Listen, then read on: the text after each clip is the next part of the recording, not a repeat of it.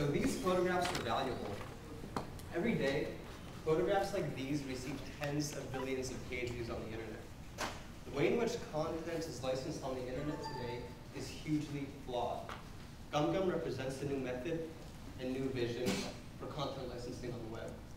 I'd like to briefly define some terminology as we'll be using it in this presentation. Content refers to photo, video, audio, and text. Content owners are photographers, videographers, and writers. Publishers are blogs and news sites. And a license is a permission to use content with terms.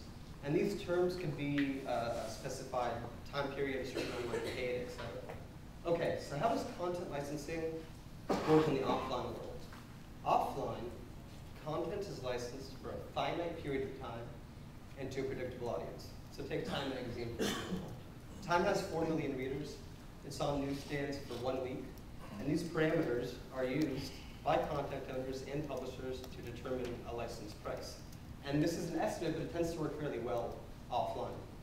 The internet, as we all know, is a different beast. Online, content lives forever, and usage is entirely unknown. So let's look at an example. I go to Google, I type in Paris Hilton, terrible singer. My search results come up.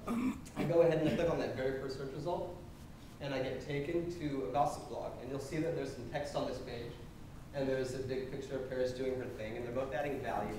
And you'll note, by the way, that this post was made in 2005, meaning that even if this content was licensed legitimately, and in all likelihood, the content term is already up.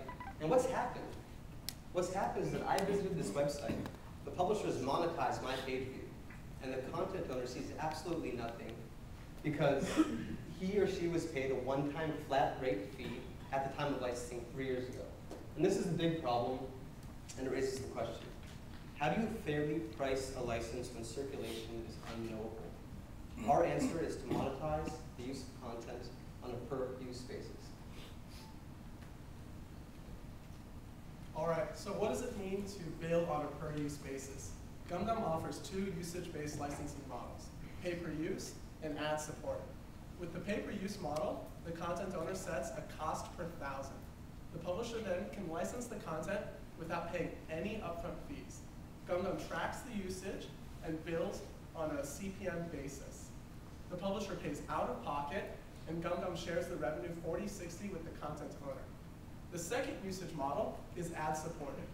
The publisher receives free and legal content in exchange for displaying an ad alongside the contents. So in addition to great free and legal content, the publisher is further incentivized by earning 20% of the ad revenue. So I just want to make one thing clear. GumGum is the only company to offer both pay-per-use and ad-supported licensing models. So how do we make this work? Less than 90 days ago, we launched the first version of GumGum. Similar to other companies in our space, Picap, Mochila, and Voxens, we utilize widget technology. So what does that mean? That means we act as a central source for content. We aggregate, host, and distribute the content via widgets. So a publisher will come to GumGum or Picap and grab a unique embed code for each piece of content. So there are pros and cons to this approach. The pro is we have control over the content. The con, we introduce a lot of friction on the publisher's end.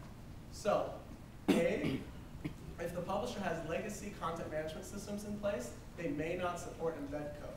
B, the embed code strips the content of any SEO value.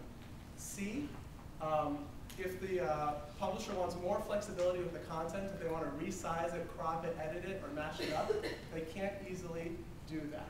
D, because we're a centralized source, the content owner is giving up the brand identity, their sales relationships, and their user experience.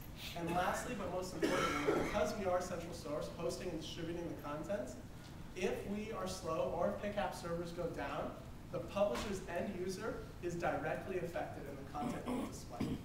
So what's next?